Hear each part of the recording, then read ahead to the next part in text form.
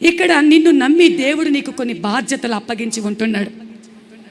నీకు అప్పగించబడినటువంటి ఈ బాధ్యత నీవు నమ్మకంగా చేయగలిగితే అది నీ ఇంటికి, నీకు, నీ పిల్లలకు అది ఆశీర్వాదం. అయితే దేవుడు నిన్ను లెక్కడిగినప్పుడు పశ్చాత్తాపం అనేది లేకుండా, మార్పు అనేది లేకుండా, ఒక వాతవేయబడిన మనస్సాక్షితో తీసుకొని నేను మరి వాళ్ళు కాకపోతే ఇంకొకరు లేరా, నేనే చేయాలా అని ఒక వాతవేయబడినటువంటి మనస్సాక్షి, తిరుగుబాటు స్వభావం. కోరాహు కూడా అంతే చేశాడు. మోషేకి, అహరోనులకు ఎదురు తిరిగే స్వభావము కలిగి ఉన్నాడు. అందుకే కోరాహుతో పాటు ఉన్న 250 మంది తాము అప్పగింపబడిన పని వారు నమ్మకముగా చేయక, వాళ్ళ పనేంటి? గుడారపు తాళ్లను, గుడారపు ఆ డేరాలను మోసే పని.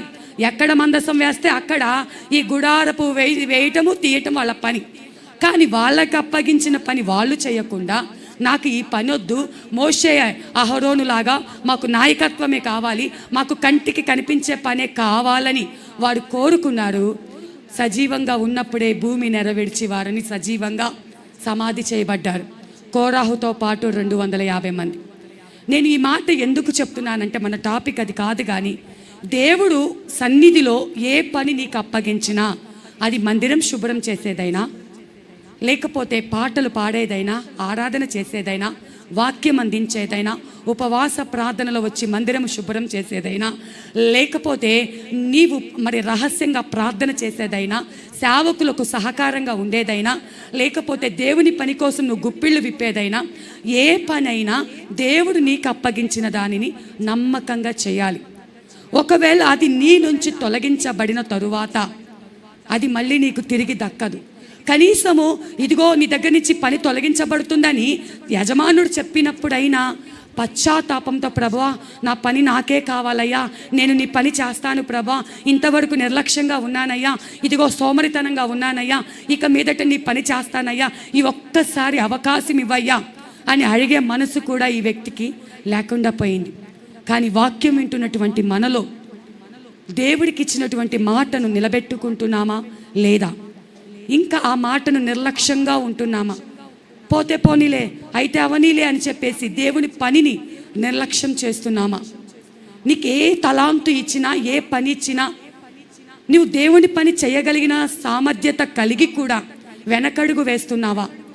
ప్రార్థనా తలాంతు నీవు కలిగి ఉండి కూడా అసలు అనేకమైన అంశాలు మన ఎదుట ఉంటే ప్రార్థన చేయటానికి నీకు నిర్లక్ష్యంగా ఉందా? ఉపవాస ప్రార్థనలు జరుగుతుంటే నేటికి 7వ దిన ఉపవాస ప్రార్థనలు. ఎంతమంది ప్రతిరోజు వచ్చి, సరే ఉద్యోగాలు చేసుకునేవారంటే ఓకే, అవకాశం ఉండి రాలేని వారు ఎంతమంది? సాయంత్రం చూస్తే ఇదంతా నిండిపోయి ఉంటారు. వారందరూ ఎక్కడి నుంచి? మనకి ప్రతిరోజు మందిరానికి వచ్చే వాళ్ళు రావట్లేదు, కానీ ఉపవాస ప్రార్థనల కోసం దూరం నుంచి 20-30 కిలోమీటర్ల ప్రయాణం చేసి ఉపవాస ప్రార్థనకు వస్తున్నారు. మీరు నమ్ముతారా? ఆడపిల్లలు, యవ్వనస్తులు 20 కిలోమీటర్లు, 30 కిలోమీటర్లు ప్రయాణం చేసి వాళ్ళు రాత్రి వెళ్ళేటప్పుడు ఒంటరిగా వెళ్తున్నా కూడా ఈ ఉపవాస ప్రార్థన మాకు కావాలి, దేవుడు మాకిచ్చిన ధన్యత అనుకొని యవ్వనస్తులు అనేకులు వచ్చి ఉపవాస ప్రార్థనలో పాలు పంపులు పొందుతున్నారు. ఈ చుట్టుపక్కల మన సంఘస్థులు ఎంతోమంది రాలేని నిర్లక్ష్యంతో ఉంటున్నారు. అవకాశం ఉన్నప్పుడు ఆ సమయాన్ని మనం ఉపయోగించుకోకపోతే, అది నీ నుండి తొలగించబడినప్పుడు రానున్న దినాల్లో ఈ ఉపవాస ప్రార్థనలు, ఈ వాక్యము, ఈ యొక్క ఆరాధనలు ఇవేవి కూడా మీకు దొరకవు. దొరికినప్పుడు నీ హృదయంలో నింపబడకపోతే, నీ సిద్ధులలో నూనె సిద్ధపరచుకోకపోతే, ఆయన మరి రాబోతూ ఉన్నప్పుడు అప్పుడు అయ్యో నా సిద్ధుల్లో నూనె అయిపోయింది, నా సిద్ధుల్లో నూనె అయిపోయింది, నువ్వెంత గుండెలు బాదుకున్నా ఒక్కసారి ద్వారము మూసివేసిబడిన తరువాత ఆ ద్వారం మళ్ళీ తెరవబడదు. అయ్యో నేను మందిరానికి వెళ్ళానే, బలలో చేయి వేశానే, నేను అలా చేసా ఇలా చేసా, అవన్నీ కాదు. నీ దగ్గర దాచుకోవాల్సినంత తైలము నీ దగ్గర లేదు, ఆ యొక్క పరిశుద్ధత లేదు, అభిషేకము లేదు, వాక్యము లేదు. అయితే దేవుడు మాట్లాడుతున్నటువంటి మాట, నీకు దేవుడు ఏదైతే బహుమానంగా ఇచ్చాడో, శారీరకంగా కావచ్చు, ఆత్మీయంగా కావచ్చు, దేవుడు వాటన్నిటి మీద లెక్క అడుగుతాడు. అది మనం గమనించి దేవునికి నమ్మకంగా ఉండాలి. అయితే మనం ధనవంతుడి గురించి మనం చూసుకుంటూ వస్తున్నాం. అయితే ఈ 16వ అధ్యాయంలోనే చూసుకున్నట్లయితే లూకాసు వార్త 16వ అధ్యాయంలో 19వ వచనం నుండి, ధనవంతుడు ఒకడుండెను, అతడు ఊదా రంగు బట్టలను సన్నపు నార వస్త్రములను ధరించుకొని ప్రతిదినము బహుగా సుఖపడుచుండువాడు. లాజరు అని ఒక దరిద్రుడుండెను. వాడు కురుపులతో నిండిన వాడై ధనవంతుని ఇంటి వాకిట పడి ఉండి అతని బల్ల మీద నుండి పడు రొట్టె ముక్కలతో ఆకలి తీర్చుకొనగోరెను. అంతేకాక కుక్కలు వచ్చి వాని కురుపులు నాకెను. అంతేగాక ఆ దరిద్రుడు చనిపోయి దేవదూతల చేత అబ్రహాము రొమ్మును ఆనుకొనుటకు కొనిపోబడెను. ధనవంతుడు కూడా చనిపోయి పాతి పెట్టబడెను. అప్పుడు అతడు పాతాళంలో బాధపడుచు కన్నులెత్తి దూరము నుండి అబ్రహామును అతని రొమ్మును ఆనుకొని ఉన్న లాజరును చూచి, తండ్రివైన అబ్రహామా, నా యందు కనికరపడి తన వ్రేలి కొనను నీళ్ల ముంచి నా నాలుకను చల్లార్చుటకు లాజరును పంపుము, నేను ఈ అగ్ని జ్వాలలో యాతన పడుచున్నానని కేకలు వేసి చెప్పాను. అందుకు అబ్రహాము, కుమారుడా, నీవు నీ జీవిత కాలమందు నీకు ఇష్టమైనట్టు సుఖం అనుభవించితివి, అలాగునని లాజరు కష్టం అనుభవించినని జ్ఞాపకం చేసుకొనుము. చాలండి, ఇక్కడ ఒక్కొక్క మాట మనం చదువుకుంటూ ముందుకు వెళ్దాం. ఒక్కొక్క మాట చదువుకుంటూ వెళ్దాం. ఇక్కడ ధనవంతుడు ఒకడుండెను, అతడు ఊదా రంగు బట్టలు సన్నపు నార వస్త్రములు ధరించుకొని ప్రతిదినము బహుగా సుఖపడుతున్నాడంట. ప్రత్యేకంగా వ్రాయబడి ఉన్న మాట బహుగా, మామూలుగా సుఖము కాదు. నువ్వు సుఖపడటం దేవునికి ఏం కోపమో లేకపోతే ఆయనకి జలసి కాదండి. నువ్వు క్షేమంగా ఉండాలి, నువ్వు నెమ్మదిగా ఉండాలి, నువ్వు సమాధానంగా ఉండాలని దేవుడు కోరుకుంటున్నాడు. కానీ ఈయనేంటి, బహుగా అనుకున్న దానికంటే ఎక్కువగా సుఖపడుతున్నాడు. ఈయన ధరించే వస్త్రాలు ఏంటో తెలుసా? ఊదా రంగు బట్టలంట. ఇవంటండి సముద్రము అట్టడుగు భాగములో నత్తలు ఒక రకమైనటువంటి స్రవాన్ని విడుదల చేస్తాయంట.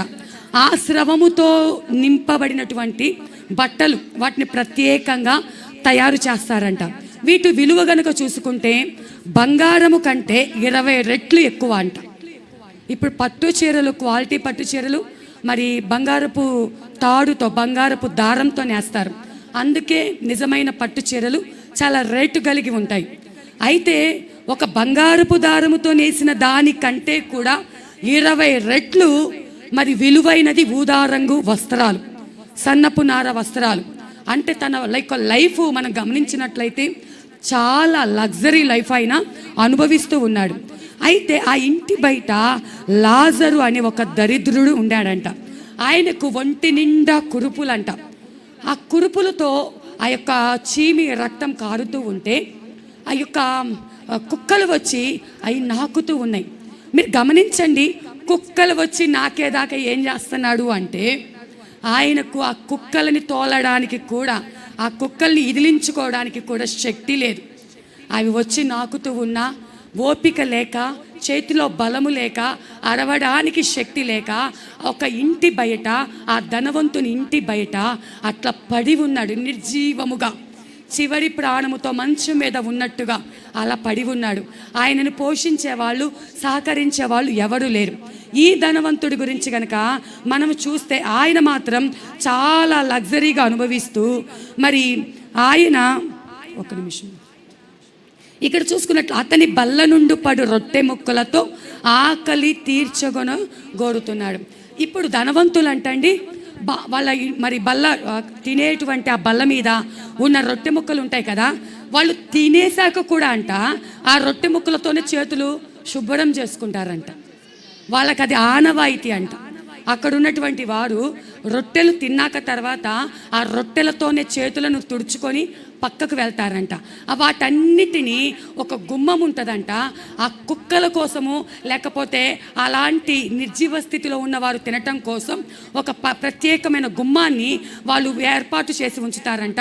ఆ గుమ్మం దగ్గర ఒకవేళ మనకు అర్థమయ్యేటట్టు చెప్పాలి అంటే, మన ఇంటి వెనక చెత్త పారబోస్తాం కదండి, చెత్తకుండీనో లేకపోతే డస్ట్బిన్ ఏదో పెట్టుకొని పడేస్తాం కదా, ఇట్లా వీళ్ళింట్లో పడిపోయిన వేస్టేజ్ అంతా, వాళ్ళు తినంగా మిగిలిపోయిన వేస్టేజ్ అంతా పడేసి ఒక గుమ్మం బయట పడేస్తే, ఆ గుమ్మము దగ్గర ఈ యొక్క లాజరు అలాగే పడి ఉండి ఆ కుక్కలతో పాటు ఈయన కూడా రొట్టెల ముక్కలు తినుకుంటూ ఉన్నాడు. ఇలా జరుగుతూ ఉంది. మరి ఈ విషయము ధనవంతుడికి తెలియదా? ఖచ్చితంగా ధనవంతునికి ఆ బయట వ్యక్తి ఉన్నాడు, ఎంతో కాలం నుంచి పడి ఉంటున్నాడు తెలుసు కదా. అయితే ఈ లాజరు చనిపోయాడు. డైరెక్ట్గా ఈయన పరలోకమునకు వెళ్ళి అక్కడ అబ్రహాము రొమ్మున ఆనుకోబడుటకు తీసుకొని పోయి ఉంటున్నాడు. ఇక్కడ కొంతకాలానికి ధనవంతుడు కూడా మరణించాడు. లాజరు చనిపోయినప్పుడు మనం అర్థం చేసుకోవాలంటే బ్రతికున్నప్పుడే పెట్టడానికి లేదు. ఈ మాట చెప్తుంటే నా సాక్ష్యం నాకు గుర్తొస్తుంది. మా నాన్నగారు బ్రతికున్నప్పుడు ఆయన దగ్గర ఒక భయంకరమైనటువంటి దుర్వాసన వస్తూ ఉండేది. ఎందుకంటే ఆయనకున్నటువంటి ఆ రోగమును బట్టి, ఆ క్యాన్సర్ బట్టి ఈ బుగ్గ మొత్తము తినేయటం వల్ల ఆ చీము రక్తము కారుతూ ఉంటే ఆయనను ఎవరు దగ్గరికి రానిచ్చేవాళ్ళు కాదు. ఎందుకంటే అంత దూరంలో ఉన్నాడంటేనే వాసన. మా యొక్క బంధువులు ఎంతోమంది ఉన్నతమైన వారు ఉన్నారు. ఆయన మంచి స్థితిలో ఉన్నప్పుడు ఆయన చేతి కింద ఎంతోమంది పని వాళ్ళు ఉన్నారు. ఆయన లగ్జరీ లైఫ్ గడిపినప్పుడు ఎంతో ఆయన మరి కుటుంబమును లగ్జరీగా అనుభవించాడు. కానీ ఆయనకు ఆ స్థితి వచ్చాక ఎవ్వరు దగ్గరికి రానియకపోతే ఆయన చివరిగా ఆయన మరణ స్థితి వచ్చినప్పుడు, ఆయన మరణించింది నాకు తెలిసి మరి 9-10 సంవత్సరాల వయసు అండి. అంటే ఆయన వయసు నేను అనుకుంటున్నాను ఇంచుమించుకు ఒక 35 ఏళ్ళు అలా ఉంటాయేమో, నాకైతే కరెక్ట్గా తెలియదు కానీ చెప్తున్నాను. ఆ యొక్క యవనకాల వయసులోనే ఆయన శ్మశానానికి వెళ్ళి అక్కడ చనిపోతే అక్కడ ఉన్న మున్సిపాలిటీ వాళ్ళు ఆయనను ఏదో ఒక చెత్తతో పాటు ఆయన అనాథ శవమని ఈడ్చి ఆ యొక్క కరెంటు మిషన్లో వేయాలనుకున్నారు. ఎందుకంటే అనాథ శవాలని కరెంటు మిషన్లో వేస్తారని. అంటే ఒక మనిషి విలువ ఏంటో తెలుసా? ఆ మనిషి ధనవంతుడైతే, ఆ మనిషికి బ్యాక్గ్రౌండ్ ఉంటే, ఆ మనిషికి అందరూ మరి పెట్టగలిగిన సామర్థ్యత ఉంటే అందరూ మా వాళ్ళే అంటారు. దిక్కుతోచని దీన దరిద్రత కలిగిన ఆ స్థితిలో ఉన్నప్పుడు ఈ లోకంలో మనుషులు ఎవరు ఆదరించరండి. అన్నీ బాగున్నప్పుడే మన వాళ్ళు. అయితే నేను అనుకుంటున్నాను ఈ లాజరు గారు కూడా చనిపోయినప్పుడు, బ్రతికున్నప్పుడే ఆయన దగ్గర కుక్కలు నాకుతూ ఉంటే చనిపోయాక ఏదోలే అని అలాగే ఈడ్చి పక్కన పడేసి ఉంటారు. ఆయనని ఎవరన్నా సమాధి చేసి ఉంటారా? ఆయనకి ఎవరన్నా జ్ఞాపకార్థ కూడికలు, ఆదరణ కూడికలు పెట్టుంటారా? ఎవ్వరు పెట్టి ఉండరు. ఒక అనాథగా ఆయన మరణించాడు. కానీ ఈ లోకంలో మరణించాడు. కనులు తెరిచిన వెంటనే ఆ యొక్క దేవుని సన్నిధికి ఆయన అబ్రహాము రొమ్మున ఆనుకోవడానికి కొనిపోబడ్డాడు. సరే, కొన్ని దినాలు గడిచి, అన్ని రోజులు మనవే కాదు కదండి, కొన్ని దినాలు గడిచాయి. ధనవంతుడు కూడా మరణించాడు. ఆ ధనవంతుడు మరణించినప్పుడు ఎక్కడికి? పాతాళానికి వెళ్ళాడు. ధనవంతుడు మరణించినప్పుడు బతికున్నప్పుడే ఎన్నో విలాసవంతంగా గడిపాడు. ఇప్పుడు ఆయనకు పెద్ద పెద్ద కట్అవుట్లు పెట్టి మనం చూస్తున్నాం కదా, ఫ్లెక్సీలు పెట్టి, చనిపోయినప్పుడు పెద్ద పెద్ద బోర్డులు పెట్టేసి వాళ్ళ పేరు మీద భోజనాలని నానా హంగామా చేసేసి, బ్రతికున్నప్పుడేమో కానీ చనిపోయిన తర్వాత నానా హంగామా చేసి చాలా ఘనంగా ఆయనకు సమాధి చేసి ఉంటారు నాకు తెలిసి, ధనవంతునికి వాళ్ళకున్న స్టేటస్ను బట్టి. కానీ ఇక్కడ సమాధి చేయటం ఇంపార్టెంట్ కాదు. ఇక్కడ 100 మంది వచ్చి మోసుకెళ్ళటం ఇంపార్టెంట్ కాదు. లేకపోతే నువ్వు దారి పొడుగున ఇన్ని వేల మంది వెళ్ళారు, 10,000 మంది వెళ్ళారు, సరే వాళ్ళందరూ నిన్ను సమాధి చేయటానికి వచ్చారు. ఆ సమాధి చేయబడిన తర్వాత నువ్వు ఎక్కడికి వెళ్తావు? ఆ సంగతి అవి వచ్చిన వాళ్ళకి ఎవరికి తెలియదు. చనిపోయిన ప్రతి ఒక్కళ్ళు నీతిమంతుడే అని చెప్తా ఉంటాం.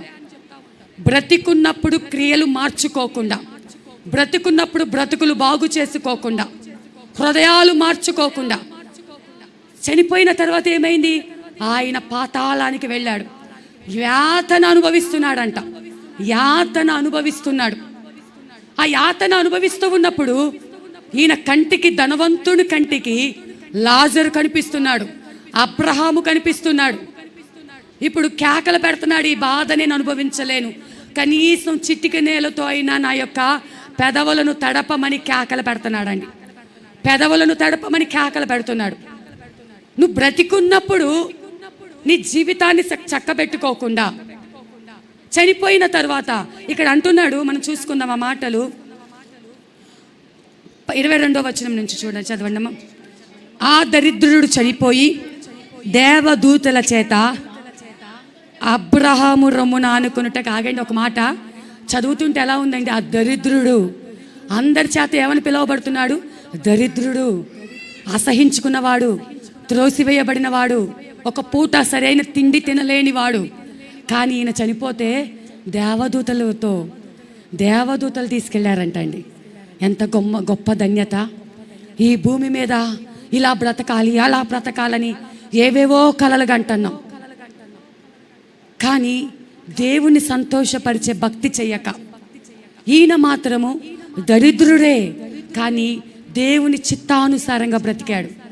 నా పరిస్థితి ఇదే అంది అని దేవునికి వ్యతిరేకంగా, ఎందుకు దేవా, నేను నీకు నమ్మకంగానే ఉన్నాను కదా, నాకెందుకు ఈ స్థితినిచ్చావని దేవుణ్ణి ప్రశ్నించలా, దేవుణ్ణి నిందించలా, ఏదైనా తప్పు పని చెయ్యలా, దేవుని దూషించలా, మోసం చేయడానికి ప్రయత్నించలా. తానున్న స్థితిలోనే దేవుణ్ణి స్తుతించాడు. దేవునికి నమ్మకంగా తన ప్రాణం పోయేంత వరకు నమ్మకంగా ఉన్నాడు ఆ దరిద్రుడు కదండి. ఆ తర్వాత చూసుకున్నట్లయితే, అందుకే దేవదూతల చేత అబ్రహాము రొమ్మును ఆనుకొనుటకు కొనిపోబడెను. ధనవంతుడు కూడా చనిపోయి పాతి పెట్టబడెను.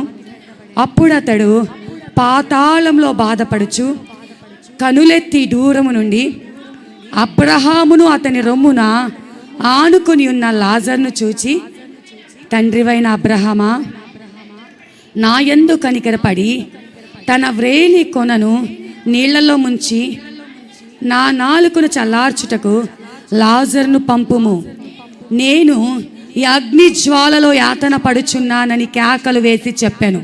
అందుకు అబ్రహాము ఏమంటున్నాడంటే, అబ్రహాము కుమారుడా, నీ జీవిత కాలం అంతా నీకు ఇష్టమైనట్టుగా సుఖమును అనుభవించితివి, అలాగునని లాజరు కష్టము అనుభవించినని జ్ఞాపకం చేసుకొనుము. ఇప్పుడైతే వాడు ఇక్కడ నెమ్మది పొందుచున్నాడు, నీవు యాతన పడుచున్నావు. అంతేగాక ఇక్కడ నుండి మీ యొద్దకు దాటగోరు వారు దాటి పోజాలకుండునట్లు, అక్కడి వారు మా యొద్దకు దాటి రాజాలకుండునట్లు మాకుని మీకును మధ్య మహా అగాధముంచబడి ఉన్నదని చెప్పాను. అప్పుడు అతడు, తండ్రి, అలాగైతే నాకు 5 సహోదరులు ఉన్నారు, వారు ఈ వేదనకరమైన స్థలముకు రాకుండా వారికి సాక్ష్యం ఇచ్చుటకై నా తండ్రి ఇంటికి వాని పంపవలెనని నిన్ను వేడుకొనుచున్నానెను. అందుకు అబ్రహాము, వారి యొద్ద మోషేయు ప్రవక్తలు ఉన్నారు, వారి మాటలు వినవలెనని అతనితో చెప్పగా, అతడు, తండ్రివైన అబ్రహామా, అలాగూ అనవద్దు. మృతుల్లో నుండి ఒకరు వారి యొద్దకు వెళ్ళిన ఎడల వారు మారు మనసు పొందెనని చెప్పాను. అందుకు మోషే ప్రవక్తలు మరి వారు వినిన ఎడల మృతులలో నుండి ఒకడు లేచినను వారు నమ్మరని అతనితో చెప్పాను. ఈ లేఖన భాగం అంతా మనకి తెలుసండి. కానీ ఇక్కడ చివరిగా అబ్రహాము, అయ్యా నా నోటిని తడుపు ప్రభా, మరి ఒక్క చిన్న డ్రాప్తో అయినా లాజర్ను పంపించి తన వేలు కొనతో నా యొక్క నోటిని తడుపంటే, అక్కడ వాళ్ళు ఇక్కడ వాళ్ళు అక్కడికి వెళ్లకుండా మధ్యలో మహా అగాధం ఉంచబడింది. ఇక్కడ నువ్వు ఎంత అనుభవించాలో అంత సుఖాన్ని అనుభవించావు. ఇక్కడ నువ్వు ఎంత ఎంజాయ్ చేయాలో అంత ఎంజాయ్ చేసావు. నువ్వు దేవుని పని కోసము నువ్వెంత ధనవంతుడివైనా దేవుని కోసము నీ శరీరాన్ని నువ్వు నలగొట్టుకొని, నీకున్న సమస్తము దేవుని కోసం వెచ్చించి, నీకున్న తలాంతులు దేవుని కోసం ఉపయోగించి, ఉపవాసాలుండి కన్నీరు కార్చి, దేవా నాకైతే ఎంతో సమృద్ధి ఇచ్చావు, నాకైతే ఎంతో ధనమిచ్చావు, నాకైతే ఎంతో నెమ్మదిచ్చావు, నా పిల్లలకు మంచి స్థితినిచ్చావు, నేను ఈ స్థితిలో ఉన్నాను అంటే, నాకు 3 పూటల జరుగుతుంది అంటే నీ కృపణ అయినా ఈ స్థితిలో లేని వారు ఎందరో ఉన్నారు. వారి కోసం నేను ఉపవాసం ఉంటున్నాను. హల్లెలూయా. వారి కోసం నేను కన్నీరు కారుస్తున్నాను, వారి కోసము నీ సన్నిధిలో మోకరిస్తున్నాను. అలా చెప్పగలిగిన ధనవంతులు ఉంటే దేవునికి మహిమ. హల్లెలూయా. అలా కాకుండా ఎంతసేపు నా తిండి, నా పిల్లలు, నా ఇల్లు, నా బంగారము, నా వస్త్రాలు, నా ఎంజాయ్, ఈరోజు చికెన్తో తింటే రేపు మటన్తో తిందాం, ఇంకో రోజు ఇంకొక దాంతో తిందామని ఏదో తింటానికే పుట్టినట్టుగా, ఈరోజు 5,000 పెట్టుకుంటే నెక్స్ట్ టైం 10,000 పెట్టుకోనాలని బట్టల మీద వ్యామోహంతో ఒక అంతస్తు కట్టుకున్న వాళ్ళు అక్కడితో ఆగిపోతున్నావా? ఇంకొక అంతస్తు, ఇంకొక ఇల్లు, ఆశ. సరే, నువ్వు దీవించబడే కొలది నువ్వు దేవుని పని చెయ్యాలి. ఇక్కడ నువ్వు అనుభవించి ఇప్పుడు అక్కడికి వెళ్ళాక నీకు నాకు మధ్య మహా అగాధం ఉంది. కుటుంబంలో భార్య భర్త అయినా, భర్త పరిశుద్ధుడిగా ఉండి భార్య మాట వినకుండా లోబడని మనసుతో ఉంటే భర్త యొక్క పరిశుద్ధత భార్యని పరలోకానికి తీసుకువెళ్ళలేదు. ఎవరి పరిశుద్ధత వారిదే. ఒకరు నమ్మకంగా ఉంటున్నాంగా సరిపోతుందిలే అని నువ్వు తృప్తి పడటానికి వీలు లేదు. నీ పరిశుద్ధత నీ మట్టుకు నీవు కాపాడుకోవాలి.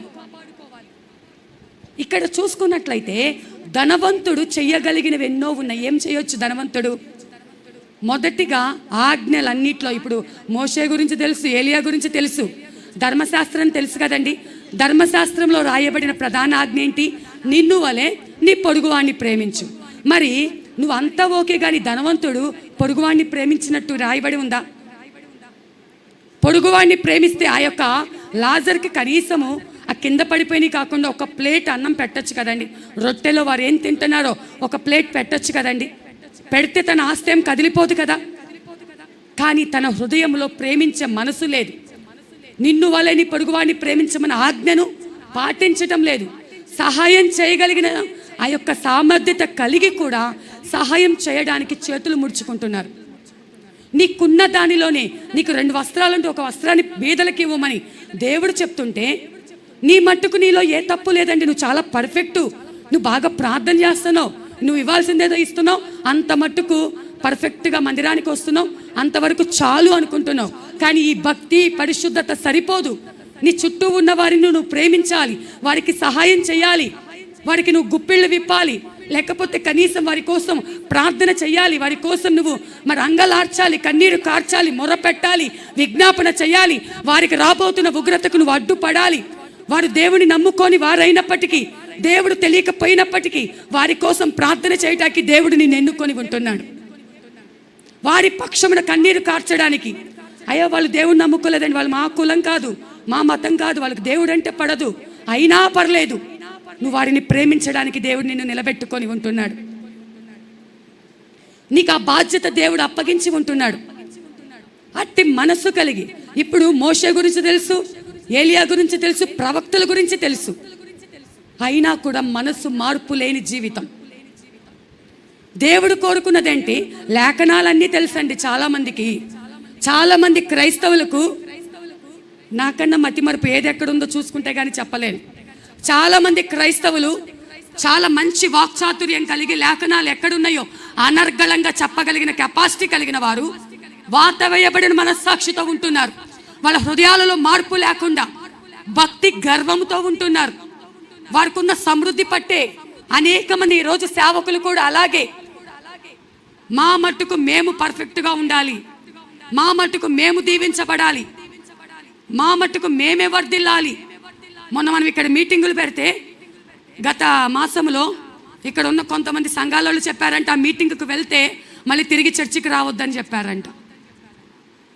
ఎవరికి వాళ్ళుగా, ఒకవేళ అక్కడికి వచ్చిన దైవ సేవకులు మరి ఎంతో ప్రయాసపడి మరి గొప్ప సేవకులు పిలిపించినప్పుడు ఆ వాక్యం వింటే వాళ్ళు బాగుపడితే, వాళ్ళ హృదయాలు సరిచేయబడితే అది వారి సంఘానికి క్షేమమని కనీస ఆలోచన కూడా లేకుండా స్వార్థముతో ఆలోచిస్తూ మా సంఘం మాది, క్రైస్తవులు అని పిలువబడుతున్న వారిలోనే మార్పు లేని జీవితం జీవిస్తున్నారు.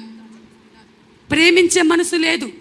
కనీసం మాదేముందండి, మాకేమైనా ధనం ఉందా, మేము పేదవాళ్ళమండి, మేము మధ్యతరగతి వాళ్ళమండి, మేము పూట పని చేసుకుంటేనే మాకు పూట గడవడండి.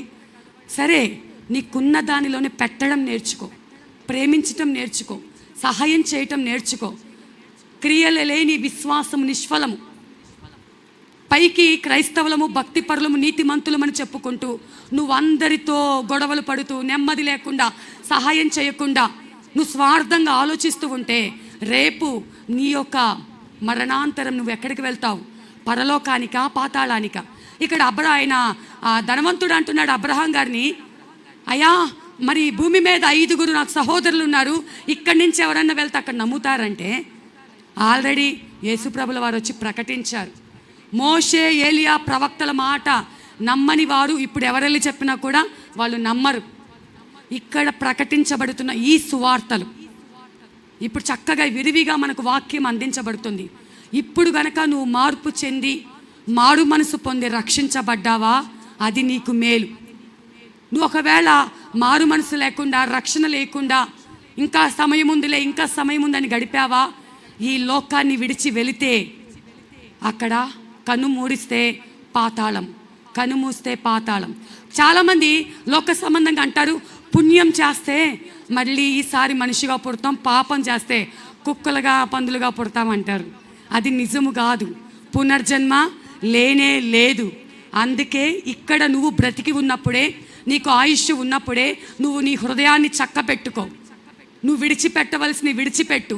దేవుని పని చెయ్యి, దేవుడి కార్యాలు చెయ్యి, దేవుని చిత్తం నెరిగి ఆయన హృదయానుసారముగా జీవించు.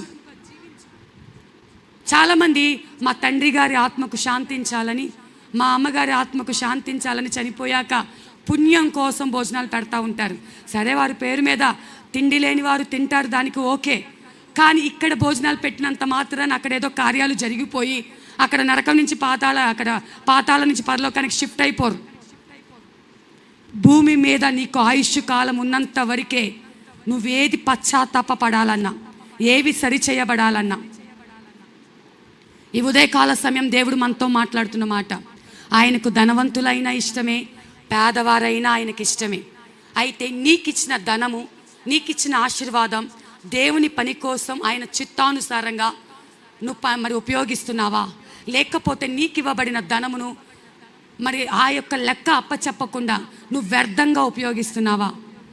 ఒకవేళ నువ్వు ఈ భూమి మీద శ్రమ అనుభవిస్తూ, నాకెందుకు ఈ శ్రమలు, బాగుపడే వాళ్ళు బాగుపడుతున్నారు, నాకెందుకు ఈ కష్టాలని బాధపడుతున్నావా? నువ్వు బాధపడాల్సిన అవసరం లేదు. దేవుని దృష్టిలో నువ్వు నీతిమంతురాలుగా ఉన్నావు.